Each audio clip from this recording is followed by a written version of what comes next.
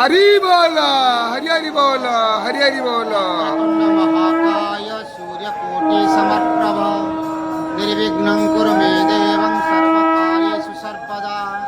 अतः श्रीपञ्चदशोऽध्याय श्रीभगवानुवाच ऊर्ध्वमूलमर्धशाखामश्वतत्रारुराभ्यां छन्दांसि यस्य पर्णानि यस्तवेद सवेदवेद प्रसूता तस्य शाखा गुणा प्रवृद्धा विषया प्रवाला पदस्य मूलानि नुसन्ता दर्पमशय्य तथोपलभ्यते नातनचार्दिन च सम्प्रतिष्ठा अश्वत्थमेन सुविरूढमूलमसङ्गशस्त्रेण दृढेन चित्वा तत्पदा तत्परिमार्गितव्यं यस्मिन् गता न निवर्तन्ते भूयः दोषाध्यात्मं नित्याभिनिवृतकामा द्वन्द्वैर्विमुक्तैः सुखदुःखसङ्गे सञ्जान्ते वायुर्गन्धानिवासयात् श्रोतं चक्षुप्रसनं च रसनं घ्राणमेव च